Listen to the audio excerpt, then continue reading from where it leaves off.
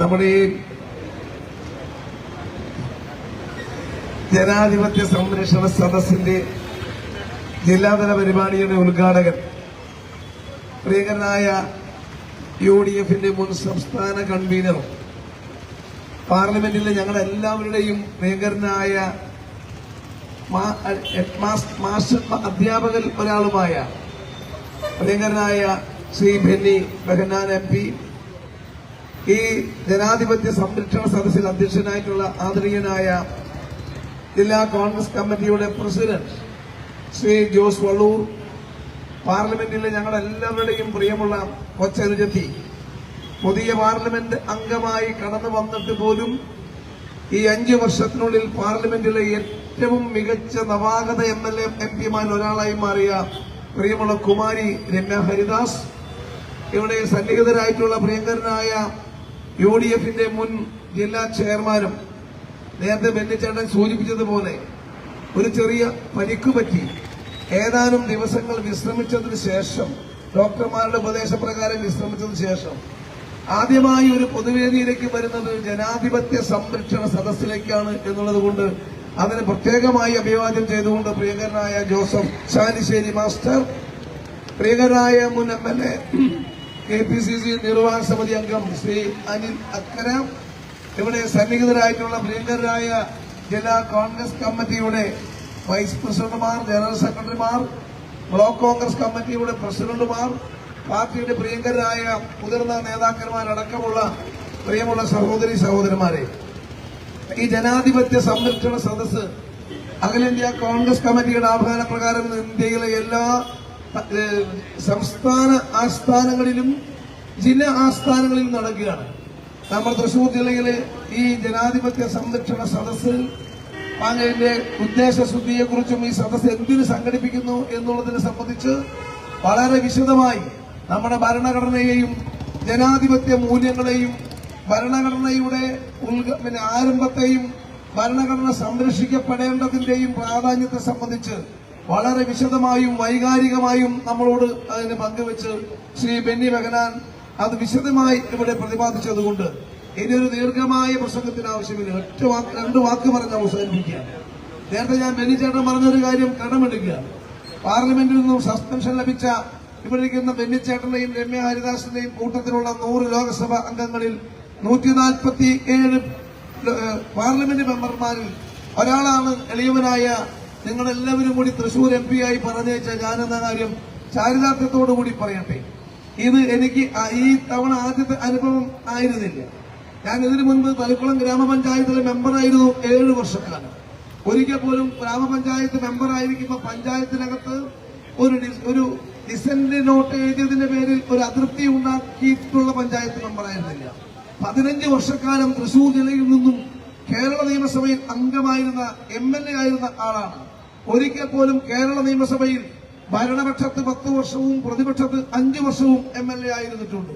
ശ്രീ ബെന്നിച്ചേട്ടന്റെ കൂടെ തന്നെ അദ്ദേഹം കോൺഗ്രസിന്റെ പാർലമെന്ററി പാർട്ടിയുടെ സെക്രട്ടറി ആയിരിക്കുന്ന സന്ദർഭത്തിൽ ഉമ്മൻചാണ്ടി പാർലമെന്ററി പാർട്ടി നേതാവും ബെന്നി ബെഹനാൻ പാർലമെന്ററി പാർട്ടിയുടെ സെക്രട്ടറിയുമായിരിക്കുമ്പോൾ കേരള നിയമസഭയിലെ കോൺഗ്രസിന്റെ പാർലമെന്ററി പാർട്ടിയുടെ ചീഫ് വിപ്പായിരിക്കാനുള്ള ഭാഗ്യം കിട്ടിയ ഒരു ജനപ്രതിനിധി ആയിരുന്നു. അന്ന് പോലും പ്രതിപക്ഷത്തും ഭരണപക്ഷത്തും ഇരിക്കുമ്പോൾ ഒരിക്കൽ പോലും നിയമസഭയ്ക്കകത്ത് ഒരു താക്കീത് പോലും ഉണ്ടാക്കാനുള്ള അവസരം ഉണ്ടാക്കിയിട്ടില്ല. പാർലമെന്റിനകത്തും എങ്ങനെയാണ് പാർലമെന്ററി മര്യാദകൾ പാലിക്കപ്പെടേണ്ടത്, പാർലമെന്റിനകത്ത് പാലിക്കപ്പെടേണ്ട ജനാധിപത്യ കീഴ്വഴക്കം എന്താണ്, പാർലമെന്ററി ഡിസിപ്ലിൻ എന്താണ്, അതിന്റെ ബാലപാഠം പഞ്ചായത്ത് മുതൽ നിയമസഭ തുടങ്ങി പഠിച്ചതിന് ശേഷമാണ്, പഠിക്കാൻ അവസരമുണ്ടായതിനു ശേഷമാണ് എനിക്ക് ഇന്ത്യൻ പാർലമെന്റിൽ പോകാൻ അവസരം കിട്ടിയത്. അതുകൊണ്ട് 5 തവണ എന്നെ 5 വർഷത്തിനുള്ളിൽ പാർലമെന്റിൽ നിന്നും സസ്പെൻഡ് ചെയ്തു. ഇനി ഒരു സെഷൻ കൂടി അവശേഷിക്കുന്നുണ്ട്. ഒരുപക്ഷെ ജനുവരി മാസം 31 ആരംഭിച്ച് ഫെബ്രുവരി മാസം 15 തീരാൻ വേണ്ടി പോകുന്ന ഈ പാർലമെന്റിന്റെ അവസാനത്തെ സെഷനായിരിക്കും അത്. ഇനി അതിലെന്ത് നടക്കുന്നു എന്ന് അറിഞ്ഞുകൂടാ. എനിക്ക് ലഭിച്ച സസ്പെൻഷൻ ഞാൻ ബെന്നി ബെഹനാൻ MP ഇവിടെ സൂചിപ്പിച്ചു. അദ്ദേഹം പറഞ്ഞു ഈ ഞങ്ങൾക്ക് ലഭിച്ച സസ്പെൻഷൻ താമ്രപത്രം ലഭിച്ചതിന് തുല്യമാണെന്ന്. കൂടി ആവർത്തിക്കുന്നു, ഇന്ത്യൻ സ്വാതന്ത്ര്യ സമരത്തിൽ പങ്കെടുക്കാനുള്ള ഭാഗ്യമുണ്ടായില്ല. അന്ന് ജനിക്കാൻ നമുക്ക് അവസരമുണ്ടായിരുന്നില്ല. അതിനുശേഷം സ്വാതന്ത്ര്യ സമരത്തിൽ പങ്കെടുക്കാൻ അവസരമുണ്ടായില്ല. പക്ഷേ ഇന്ത്യയുടെ ഭരണഘടനയും ഇന്ത്യയുടെ ജനാധിപത്യവും ഇന്ത്യയുടെ മതേതര മൂല്യങ്ങളും സംരക്ഷിക്കുന്നതിന് വേണ്ടിയുള്ള രണ്ടാം സ്വാതന്ത്ര്യ സമരം രാഹുൽ ഗാന്ധിയുടെയും സോണിയാഗാന്ധിയുടെ നേതൃത്വത്തിൽ ഇന്ത്യയിൽ നടക്കുമ്പോ ആ രണ്ടാം സ്വാതന്ത്ര്യത്തിൽ പങ്കെടുക്കാൻ കഴിഞ്ഞത് പാർലമെന്റ് അംഗമായതുകൊണ്ട് ആ രണ്ടാം സ്വാതന്ത്ര്യത്തിൽ പങ്കെടുത്തതിൽ പോരാടിയതിന്റെ പേരിലാണ് 5 സസ്പെൻഷനെങ്കിൽ ഇതൊരു 5 താമരപത്രമായി കണക്കാക്കുന്നതായി അഭിമാനത്തോടെ കൂടെ ബെന്നി ബെഹനാന് കടമെടുത്ത് സൂചിപ്പിക്കാൻ ഈ അവസരം വിനിയോഗിക്കുകയാണ്. എന്തിനാണ് ഞാൻ മറ്റു വിശദാംശങ്ങൾ പറയുന്നില്ല. എന്നെ ആദ്യം സസ്പെൻഡ് ചെയ്തത് 2019 നവംബർ മാസം 25-ാം തീയതി. 2019 നവംബർ മാസം 25-ന് സസ്പെൻഡ് ചെയ്തത് മഹാരാഷ്ട്രയിലെ തെരഞ്ഞെടുപ്പിൽ കോൺഗ്രസ് ഉൾപ്പെടെയുള്ള മുന്നണിക്ക് ഭൂരിപക്ഷം കിട്ടി. ആ ഭൂരിപക്ഷം കിട്ടിയ മുന്നണി അധികാരത്തിൽ വരാതിരിക്കാൻ വേണ്ടി ഭരണഘടനാ മൂല്യങ്ങൾ അട്ടിമറിച്ച് ബിജെപിയുടെ അഖിലേന്ത്യാ ഓഫീസും നാഗ്പൂരിൽ RSSന്റെ ഓഫീസും ഒരുമിച്ച് ചേർന്നുകൊണ്ട് പാതിരാത്രി പോലും ഗവർണറുടെ വീടും ഓഫീസും രാഷ്ട്രപതിയുടെ വീടും ഓഫീസും തുറന്നു വെച്ച് അതുകൊണ്ട് ഭരണഘടനാ മൂല്യങ്ങൾ അട്ടിമറിച്ചതിന് പാർലമെന്റ് ഞങ്ങൾ എല്ലാവരും കൂടി ചോദ്യം ചെയ്തു. ഞങ്ങൾ എല്ലാവരും ആ ചോദ്യത്തിന് എന്തുകൊണ്ടെന്ന് ഉത്തരം പറയണമെന്ന് പറഞ്ഞു. അത് ചോദിച്ചതിനാണ് എന്നെ 2019 നവംബർ മാസം 25-ാം തീയതി എന്നെ ആദ്യമായി പാർലമെന്റിൽ നിന്നും സസ്പെൻഡ് ചെയ്തത്. ഞാൻ അഭിമാനത്തോടുകൂടെ പറയുന്നു, ഭരണഘടനയെ അട്ടിമറിച്ച് ജനങ്ങൾ തെരഞ്ഞെടുത്ത ജനാധിപത്യത്തെ അട്ടിമറിച്ച് മഹാരാഷ്ട്രയിൽ BJPയും RSSും സംഘപരിവാറും കൂടി വർഗീയ ഫാസിസം കൊണ്ടുവരാൻ വേണ്ടി ശ്രമിച്ചപ്പോ ജയിച്ച MLA-മാരെ അടക്കം കാലുമാറ്റി അവരെ ആ ജനാധിപത്യത്തെ ഹൈജാക്ക് ചെയ്യാൻ വേണ്ടി ശ്രമിച്ചപ്പോ അത് ശരിയല്ലെന്ന് പാർലമെന്റിൽ പറഞ്ഞതിന് കിട്ടിയ സസ്പെൻഷൻ ആണെങ്കിൽ അത് താമരപത്രമാണ് എന്ന് ഞാൻ അഭിമാനത്തോടുകൂടെ പറയും. ആ താമരപത്രത്തിന് BJPയോട് നന്ദി പറയാൻ ഈ അവസരം വിനിയോഗിക്കുകയാണ്. രണ്ടാമതിനെ സസ്പെൻഡ് ചെയ്തത് 2019 ഡിസംബർ മാസം 6-ാം തീയതി ഉന്നോവ എന്നൊരു സ്ഥലത്ത് നിങ്ങൾ കേട്ട് കാണും. ആ ഉന്നോവ എന്നൊരു സ്ഥലത്തിന്റെ പേരാ.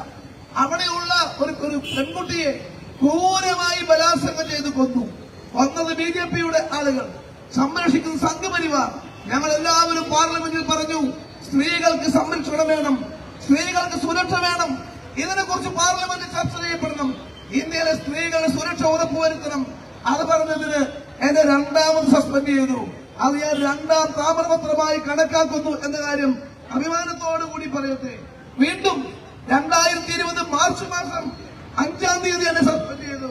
അത് വേറൊന്നിനും ആയിരുന്നില്ല. ഡൽഹിയിൽ വലിയ വംശഹത്യ നടത്തി. ഡൽഹിയിൽ പുതിയ പൗരത്വ ഭേദഗതി ബില്ല് കൊണ്ടുവന്നപ്പോ ഡൽഹിയിൽ കത്തി നൂറുകണക്കിന് ആളുകൾ മരിച്ചു. ആയിരക്കണക്കിന് ആളുകളുടെ ഭവനങ്ങൾ ഇല്ലാതാക്കി. ഡൽഹി ഒരു കലാപഭൂമിയായി മാറി. രാഹുൽ ഗാന്ധിയുടെ നേതൃത്വത്തിൽ ശ്രീ ബെന്നി ബെഹനാൻ MP-യും രമ്യ ഹരിദാസ് MP-യും ഉൾപ്പെടെ ഞങ്ങൾ ആ പ്രദേശങ്ങൾ സന്ദർശിക്കാൻ പോയി. രാഹുൽ ഗാന്ധി ബസ്സിലാണ് ഞങ്ങളുടെ കൂടെ പോയത്. ഞങ്ങളെല്ലാം പോയി ഞെട്ടിപ്പോയി.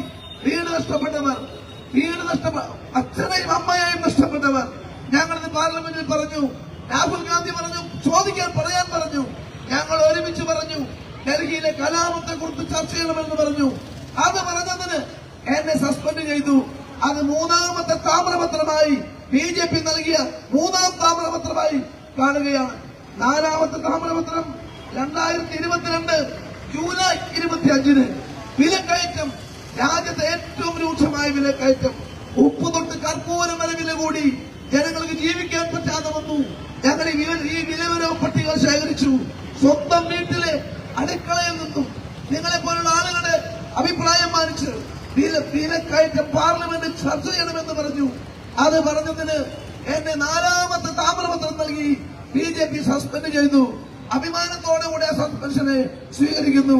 ഈ ഡിസംബർ 23-ന് 5-ാം താമ്രപത്രം നൽകി. അതിന്റെ വിശദാംശങ്ങൾ ബെന്നിച്ചേട്ടൻ ഇവിടെ പറഞ്ഞതുകൊണ്ട് ആവർത്തിക്കുന്നില്ല. അതുകൊണ്ട് BJPയുടെ RSSന്റെ സംഘപരിവാറിന്റെ നരേന്ദ്രമോദി അമിത്ഷാ കൂട്ടുകെട്ടിന്റെ വർഗീയ ഫാസിസത്തിനെതിരുള്ള പോരാട്ടത്തിൽ സന്ധിയില്ല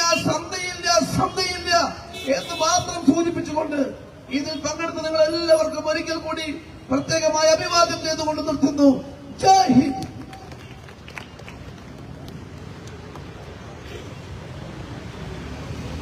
പ്രിയങ്കരിയായ ആലത്തൂരിന്റെ MP കുമാരി രമ്യ ഹരിദാസ്